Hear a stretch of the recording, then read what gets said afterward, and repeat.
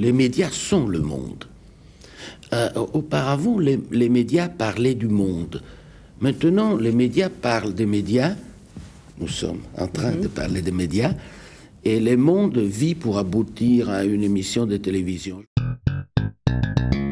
Bonsoir, cet homme est un phénomène. Il a la barbe la plus célèbre d'Italie, la culture la plus encyclopédique d'Europe, la spécialité, la sémiologie la plus austère qui soit, mais le tirage de ses livres fait rêver les écrivains du monde entier. Umberto Eco, bonsoir. Merci d'être venu spécialement de Milan pour ce soir pour 7 sur 7. Vous êtes italien, universitaire et spécialisé en effet en sémiotique ou sémiologie, qui est la science des signes, celle dont Barthes disait que c'est l'activité du type qui se promène dans la rue et qui voit du sens là où les autres ne voient que des choses.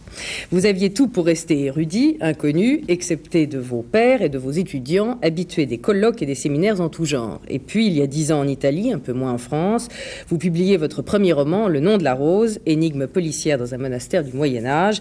Ce polar médiéval, qui ne devait être qu'un divertissement d'universitaire, fut un best-seller mondial. Plus de 10 millions d'exemplaires vendus, traduits en 22 langues. Jean-Jacques Hano en fit un excellent film qui contribua encore à la notoriété du livre. On vous découvre, on vous encense, on vous fait parler de vous, de tout, de rien. Vous n'êtes pas dupe du succès et vous saviez qu'on s'arracherait vos prochains livres comme des petits pains. Si j'avais recopié l'annuaire du téléphone, les 50 000 premiers exemplaires se seraient envolés sans que quelqu'un ose dire « mais ça ne vaut rien », avez-vous dit à Françoise Ducou à elle au moment de la parution ce printemps de votre deuxième roman, Le pendule de Foucault, le voici, édité chez Grasset. Il a déclenché lui aussi abondance de commentaires. Il y a ceux qui en trouvent la lecture ennuyeuse, il y a ceux qui la trouvent magique. Je ne me hasarderai pas à le résumer, Le pendule est inracontable. Disons que c'est l'histoire de 3 intellectuels italiens qui travaillent dans une maison d'édition spécialisée en sous-main dans l'ésotérisme.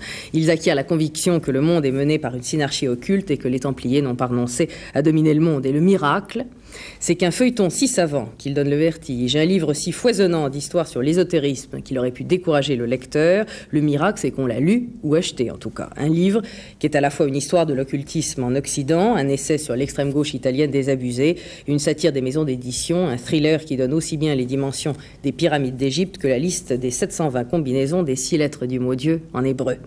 Un ouvrage de ce type est donc devenu le dernier must de la société occidentale. Alors moi j'aimerais bien savoir quel sens le sémiologue que vous êtes donne-t-il au comportement de ceux qui se sont rués sur le pendule de Foucault comme s'ils se seraient rués sur le dernier Frédéric Dard? Vous l'avez dit, comme s'il avait été Dard, c'est-à-dire il y a des malheurs qu'il faut accepter en tant qu'auteur, des malheurs qui arrivent. Vous avez cité ma phrase à laquelle je crois. Si je vais recopier le Bottin, c'était la même chose. Donc, pour un auteur... C'est un malheur relatif, quand même, parce qu'un écrivain... Oui, non, mais pour un auteur... oui, pour le nom de la rose, qui a monté lentement à travers les années, c'était une satisfaction pour l'auteur de voir les gens qui le découvraient peu à peu. Tandis que pour le deuxième, je dois attendre encore quelques ans. Par exemple, j'ai eu un signal intéressant lorsqu'en Angleterre, où il avait paru en octobre, il est monté en première position en mars. Alors ça c'est intéressant. Ce sont les lecteurs, pas la presse, mais ce sont ces petits signaux qui peuvent faire plaisir à l'auteur. Tout le reste, le phénomène retentissement, je dis, c'est un malheur qu'il faut accepter, mais qu'on ne désire pas avec cette vitesse. Alors précisément, pour aller au-delà, est-ce qu'un universitaire qui, au fond, comme vous, publiait dans des cercles assez étroits, qui était spécialiste d'une science, au fond, la sémiologie, assez peu connue du grand public, quel bouleversement ça produit dans une vie d'être tout d'un coup propulsé comme un best-seller mondial. Je ne parle pas là de la ruée sur le pendule de Foucault, mais d'une manière générale et sur Le nom de la rose et sur celui-là. Est-ce qu'au fond, c'est pas aller à l'encontre de ce qu'est le métier d'universitaire, qui est finalement de réfléchir, de penser, peut-être pour un petit cercle et pas pour le plus grand nombre? Non, je crois que le philosophe, le penseur, peut aussi penser pour le plus grand nombre. Vous savez que le plus grand best-seller est la Bible, qui n'est pas un livre... Elle a mis du temps à devenir un best-seller. C'est sur la longueur. Là, vous avez raison. Et donc, on peut... On peut même penser à une pensée qui est reçue par un grand nombre de lecteurs. C'est pas ça tellement le problème, et ce n'est pas ça qui touche, qui dérange ma vie. Ce sont plutôt des petits accidents extérieurs. Savez-vous qu'il peut m'arriver d'être interviewé par la TV le dimanche? Par exemple, oui. Je sais même qu'il vous arrive qu'on vous pose des questions idiotes. Vous les avez recensées un jour. J'espère ne pas faire partie du lot. On vous pose vraiment n'importe quelle question. J'ai lu quelque part que vous aviez dit, on vous avait demandé pourquoi est-ce que vous aviez appelé votre livre Le nom de la rose, et vous avez répondu parce que Pinocchio était déjà pris. Oui. Bon, j'espère ne pas verser dans ce travers-là. Alors, vous avez réfléchi sur les médias, sur la communication. Vous avez même travaillé vous-même à la télévision il y a quelques années. Alors, est-ce que finalement Quelques dizaines d'années, oui, pardon. Quelques dizaines d'années. Est-ce que les médias font partie pour vous d'une culture qui se délite un peu, ou est-ce que c'est aujourd'hui, vous considérez que c'est la culture de remplacement, la culture de masse obligatoire?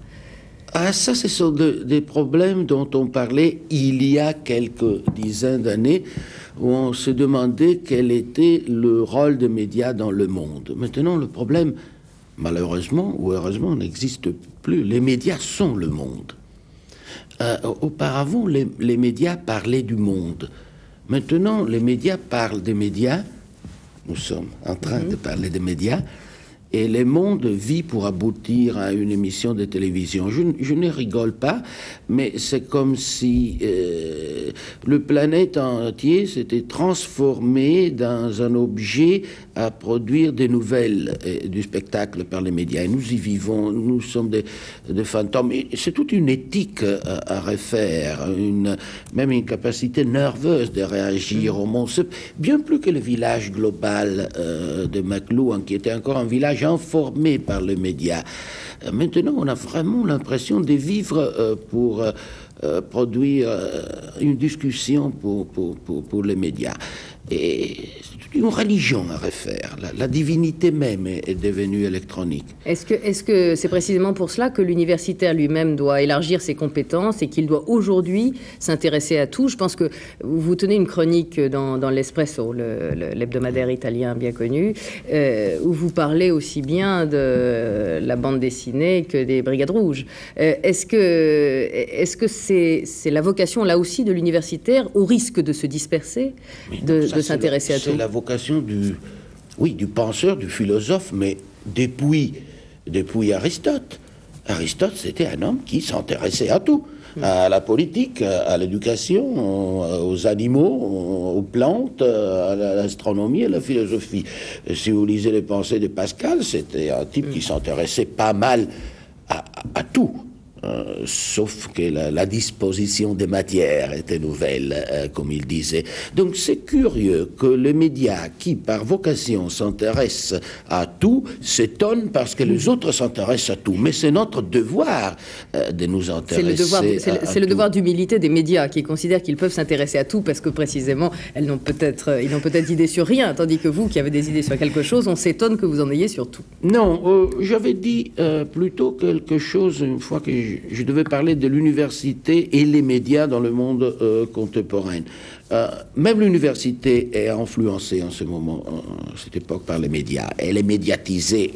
Pensez que parfois, on choisit un texte pour un cours simplement parce que l'éditeur a décidé de publier ce texte. Mais elle a encore un avantage. Les médias peuvent discuter les problèmes de l'université seulement 20 ans après. C'est-à-dire il faut 20 ans parce qu'un problème entamé par une recherche commence à devenir compréhensible et finalement discuté. Alors là, lorsque l'université suit les médias, elle ne fait pas son métier. Elle fait son métier lorsqu'elle affronte ce problème, ces questions, ces méthodes qui sont un peu à l'avance sur la possibilité des médias. Je ne parle pas en tant qu'universitaire qui regarde le média, vous avez dit. Moi-même, je suis une personne qui travaille dans le média, mais j'essaye de voir les deux côtés. de la question. Et on va parler tout à l'heure d'un certain nombre de problèmes concrets avec ce qui se passe dans le monde, un certain nombre de problèmes idéologiques aussi. Il y a un certain nombre de théories en ce moment qui parlent de la fin de l'histoire, de la fin des idéologies. Est-ce que vous vous rangez parmi ceux-là dans ce qu'on appelle au fond l'idéologie postmoderne ?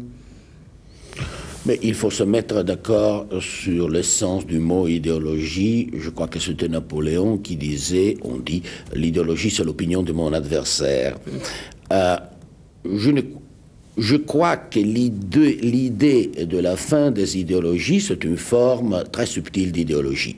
On ne sort pas de l'idéologie si par idéologie nous entendons une vision du monde qui ne peut être que perspective partisane. Alors aujourd'hui, il y a la crise de certaines idéologies, mais pas l'absence de tout. On substitue des idéologies avec des autres idéologie. C'est-à-dire l'idéologie aujourd'hui qui est en train de mourir, c'est celle qui est renfermée dans une logique de parti. C'est ce que vous voulez dire au fond. C'est ça qui... De parti, certains...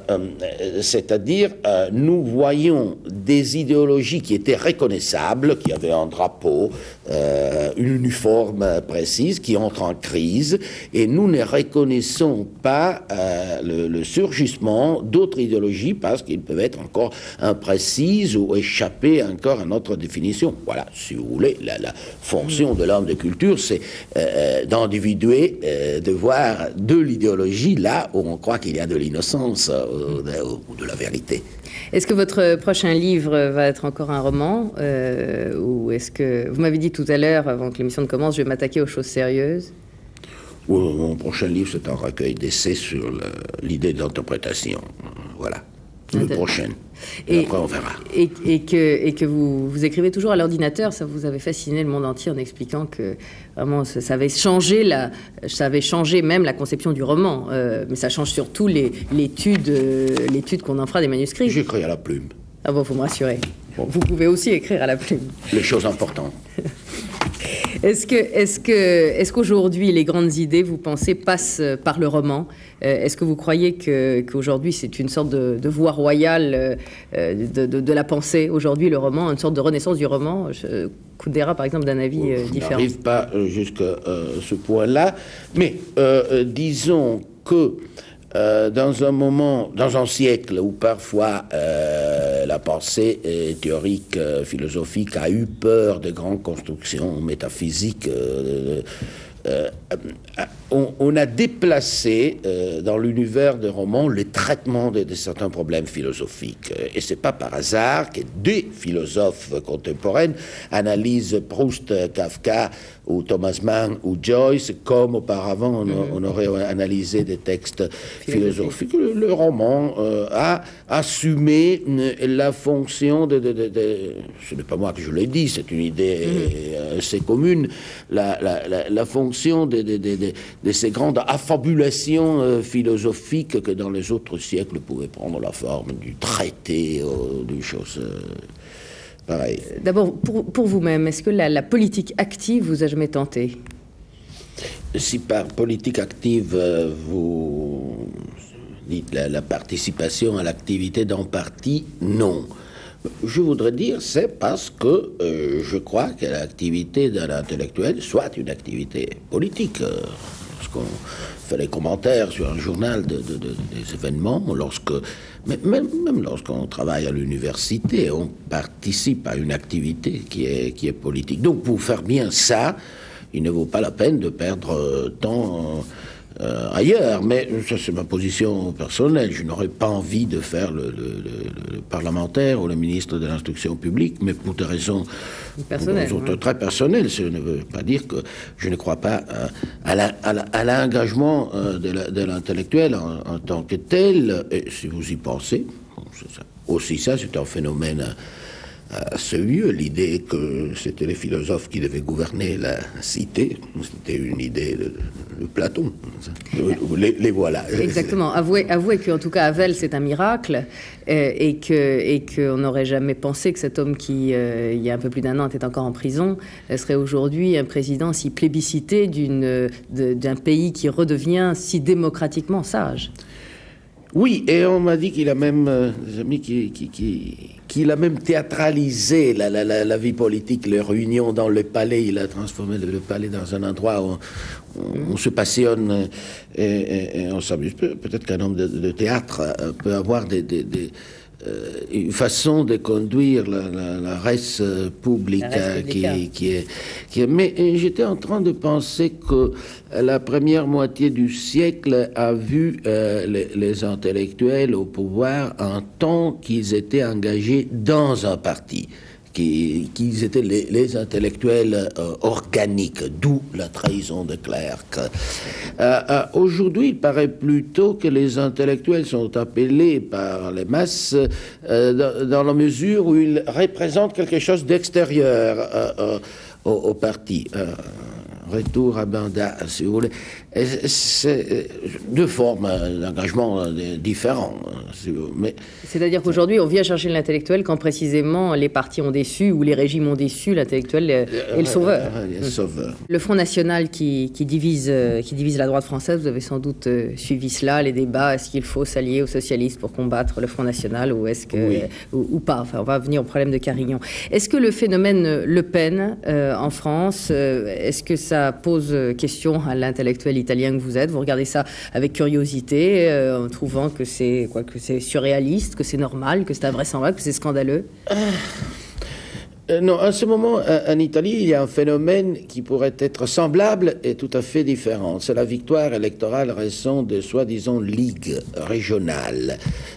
Donc, ce ne sont pas des formes de nationalisme, parce qu'au contraire, sont pour une fédération régionale, mais ils y ont tous les aspects du vieux poujadisme, le racisme vers le sud de l'Italie et vers le sud de l'Europe et des autres caractères. Donc, tandis que le vieux parti, soi-disant fasciste, le Movimento Social est devenu un élément anecdotique. Elle a perdu de pouvoir. Il y a cette nouvelle forme de droite qui est tout à fait différent de tout schéma idéologique, qu'on connaissait auparavant. Et ça vous semble avoir une parenté ou pas du tout avec le phénomène du Front National en France? Vous trouvez que c'est très différent? C'est différent aussi parce que, vous voyez, la France, c'est le pays qui a inventé et donné respectabilité théorique à l'extrême droite. Avant l'Italie, avant l'Allemagne, c'est le pays qui a produit la Révolution française, ne pouvait que produire la Vendée. Mais depuis de Maistre à l'amont, il y a j'emploie l'adjectif grande, une grande tradition d'extrême droite française. Par grande, j'entends avec de fondements théoriques et intellectuels, et je dirais, pas par hasard, que même les droites des autres pays trouvent parfois l'inspiration. Donc, en France, on s'étonne toujours parce qu'il y a une extrême droite et on oublie qu'on l'a produite, sécrétée peu à peu au long du 19e siècle avec ces cartes de noblesse, pour ainsi dire. Mm-hmm. Alors, est-ce qu'aujourd'hui, une réaction comme celle d'Alain Carignan, vous savez, Alain Carignan est le maire RPR de Grenoble, qui a dit aujourd'hui le danger est suffisamment grand pour que se constitue en France un front républicain, c'est-à-dire il envisage une éventuelle alliance avec des socialistes pour faire échec au Front National et à Jean-Marie Le Pen. Est-ce que vous trouvez que c'est un réflexe qui est un réflexe intéressant parce qu'il dépasse les idéologies partisanes, parce qu'il fait face au danger, ou est-ce que vous trouvez au contraire que dans ce qu'il a dit sur droite et gauche, au fond, c'est fini, ça n'existe plus. Il y a là un ferment, justement, fin du débat idéologique qui peut être dangereux. Il y a deux côtés intéressants dans cette histoire qui a l'air d'être française, mais qui, au contraire, contient des éléments d'intérêt international. L'une, c'est celle que vous avez dit, même Carignan a dit à un certain point, droite et gauche ne signifient plus rien. Ça, c'est très intéressant parce qu'il n'aurait pas pu dire ça il y a 20 ans. Hein? Ce n'est pas tellement la réaction de son parti. Il ne l'aurait pas fait il y a 20 ans ou 30 ans. On pensait que ce mépris pour la division entre droite et gauche, c'était sud-américain, pour ainsi dire. La réaction lorsqu'on venait de l'Amérique du Sud, c'était là, on ne peut pas reconnaître la droite et la gauche. Elles sont différentes que de chez nous.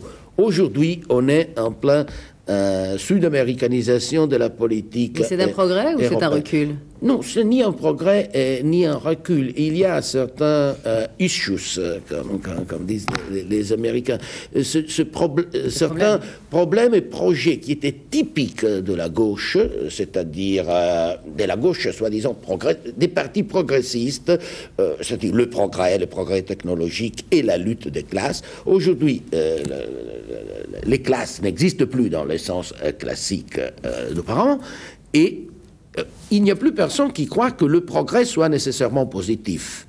Alors, deux des éléments qui identifiaient la position des gauches sont tombés. Il y a des questions qui maintenant sont prises qui étaient de la gauche et qui sont prises en charge par la droite, et vice-versa. Il y a une gauche écologique qui prend en charge des questions et des programmes qui étaient de la tradition réactionnaire. On ne comprend plus si certains mouvements écologiques sont de droite ou de gauche, mais c'est parce que nous ne pouvons plus employer cet instrument qui sonnait dans le Parlement anglais dans un moment... Mais en même temps, pour l'histoire Carignan dit que l'idéologie existe encore, parce qu'il y a en face d'une séparation, distinction de valeurs qui est fondamentale, on réorganise toutes les structures politiques. Selon moi, Carignan, ce n'est pas quelqu'un qui dit je m'en fiche de l'idéologie. Il a une idéologie très claire. Il dit je m'en fiche de la division normale entre les partis. C'est-à-dire que l'idéologie, ce que vous dites, l'idéologie existe toujours, mais elle s'est déplacée, elle ne recoupe plus la grille de lecture qu'on avait, qui était une grille de lecture partisane. Alors, l'Algérie, maintenant, je voudrais vous demander un peu votre opinion. Est-ce que la victoire écrasante des islamiques, est-ce que c'est là, à votre avis, c'est la recherche d'une identité, un retour aux sources nationalistes, nationales, là aussi, une contagion peut-être européenne qui prend des différentes formes dans ces pays? Voilà, je ne me sens pas de faire une analyse de ce qui s'est passé en Algérie parce que ça m'échappe et il pourrait être très ethnocentrique d'identifier le fondamentalisme algérien avec le fondamentalisme iranien. Ce serait l'attitude typique de l'européenne qui voit tout comme s'il s'agissait de la même chose. Mais je dirais que, voilà, pour revenir à dans ce remouvement des idéologies traditionnelles, on est en train de voir dans tout le monde le retour à certaines formes de fondamentalisme. Il y a le fondamentalisme des églises américaines. Il y a même une espèce de fondamentalisme écologique. Tuer l'homme pourvu qu'on sauve la planète. Je ne suis pas sûr que les écolos seraient d'accord avec vous. Sur ce résumé assez rapide. Non, je parle de l'écologisme soi-disant radical, qui est différent de l'autre. Je voudrais sauver la planète et l'homme. Il y a des positions, vraiment. Et donc il y a ce retour du fondamentalisme dans tout le monde, qui quelques-uns interprètent encore une fois comme chute des idéologies. Non, substitution d'une idéologie à l'autre. C'est très difficile de juger un épisode comme celui-là algérien, parce que je lisais, je crois, dans Le Monde, mais c'est une réaction très normale. Mais comment pouvons-nous nous étonner qu'il y ait un parti religieux qui va, lorsque toute l'Europe est gouvernée depuis 50 ans par la démocratie chrétienne? Oui, mais c'est vrai qu'elle n'était pas identifiée pour nous à l'intégrisme. Voilà, les démocraties chrétiennes européennes sont d'inspiration religieuse, mais elles se sont laïcisées.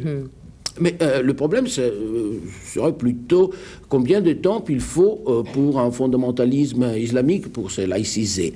Deuxième, pendant toute l'histoire, Moyen-Âge, Renaissance, les Arabes étaient les représentants de la tolérance, tandis que les chrétiens étaient les représentants de l'intolérance. Alors pourquoi aujourd'hui on parle d'un fondamentalisme arabe fondé, Khomeini, sur l'intolérance? C'est un problème curieux. La civilisation musulmane médiévale, c'était une civilisation de grande ouverture aux différentes religions, aux différents groupes qu'on admettait, avec certaines petites contraintes, mais l'Empire musulman avait réussi à mettre ensemble des gens différents. C'est un problème curieux.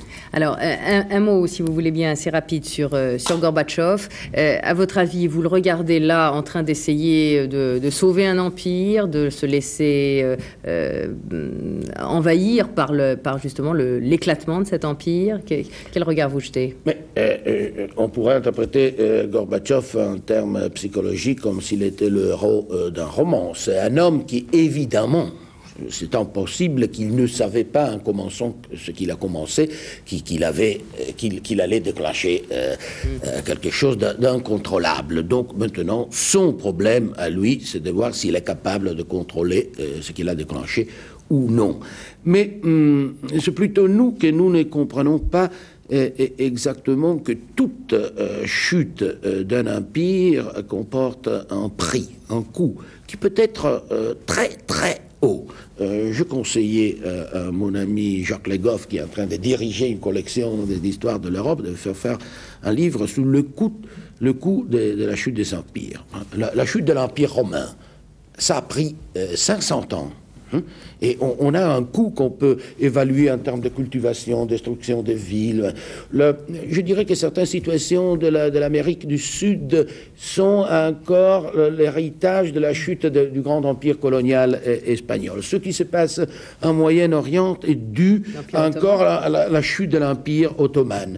La chute des grands empires centraux de l'Allemagne et l'Autriche, on a payé jusqu'au 45, et peut-être on paye encore. Alors, combien on doit payer pour la chute de l'Empire soviétique? Et comme tous les empires, c'était un grand chaudron où il y a quelque chose qui bouillait, qui fourmillait dedans, mais il y avait un couvercle.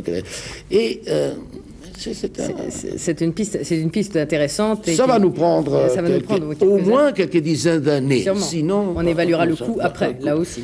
Un tombe profané à l'Est, tombe profané à l'Ouest, l'antisémitisme renaissant pour des raisons d'ailleurs probablement différentes là-bas et ici. Qu'est-ce que ça vous inspire? Je pense qu'il y a des raisons différentes. Je suis toujours fasciné par certains aspects d'une haine qui dure à travers les siècles. J'essaye de la comprendre. Je voudrais distinguer avant tout entre racisme normal, c'est normal, et antisémitisme. Le racisme normal, c'est une attitude, je voudrais dire, populaire. Ce sont les pauvres qui sont racistes. Et ils sont racistes vers quelqu'un qui est parmi nous, un peu différent de nous, et qui occupe un espace que nous pourrions occuper. Personne n'est raciste vers les Esquimaux. Ils sont dans leur pays, n'est trouble. Personne. En Italie, on commence en ce moment à voir le racisme, parce qu'il y a beaucoup d'Africains qui arrivent. Et auparavant, il n'y en avait pas. Et le vieux racisme classique, c'est une activité de pauvres. Les riches ne sont pas tellement racistes. Ils emploient les êtres... L'antisémitisme, au contraire, c'est un produit intellectuel. Une construction intellectuelle des théoriciens, froide. Il a des racines théologiques, religieuses, mais ce sont les intellectuels qui ont fait l'antisémitisme. Et on est antisémite même lorsqu'on n'a pas les juifs là. Oui, en Pologne, il y a un antisémitisme. Alors, il y a dans de l'antisémitisme classique qui était du racisme pur et simple. Par exemple, l'antisémitisme des paysans russes dans le 19e, les juifs en étant une civilisation alphabétisée qui disait, avait une position différente, même dans les petits villages. Alors, il y avait la haine de paysans pauvres. C'était le racisme de pauvres. Mais l'antisémitisme, ce n'est pas par hasard la profanation de Carpentras. On soupçonne que c'est des étudiants. Il n'y aurait rien à s'étonner de ça. C'est une espèce de maladie intellectuelle. Pour vous, c'est pas un mouvement populaire, alors que... L'antisémitisme classique, c'est pas populaire. C'est élaboré. C'est élaboré, c'est bourgeois, petit haut bourgeois, et répondre à des frustrations, évidemment, profonde. Alors Umberto Eco, le mondial, tous les Italiens savent... J'en suis une victime, oui, je suis à Paris pour échapper le mondial. Voilà, et tous les Italiens savent que vous détestez le football, ou plutôt que vous avez même théorisé votre regard négatif sur le football. Non, je ne déteste pas le football, et les jours passés, je me suis regardé quelques matchs à la télévision avec beaucoup de plaisir. Malheureusement, il n'est plus un sport, c'est devenu un phénomène social qui permet à la violence de se déclencher, et qui pourrait être rattaché à notre question précédente. Comme le racisme exprime une certaine violence, incapacité d'accepter l'autre, la différence qui doit être canalisée, le circenses, le jeu de cirque, dans lequel il faut que le sang coule, comme en ce moment en Italie, sont de façon officielle organisés pour canaliser la violence. En lieu de tuer les autres, on se tue entre Anglais, Hollandais, mais le football est devenu ça, et comme on nourrit avec des hormones les veaux ou les oies avec la pâte gloutée, on nourrit des êtres humains pour qu'ils jouent, mais ils jouent seulement pour produire cette espèce de... C'est-à-dire, les hooligans n'est pas un side effect, quelque chose à côté. C'est vraiment les centres du grand sacrifice humain pour lequel les footballeurs sont produits et éduqués. C'est peut-être un des prix que nous devons payer pour ne pas avoir une guerre. Alors. Bon, en tout cas, alors le prix n'est pas trop cher. Si les Anglais se font tuer pour nous, tant mieux.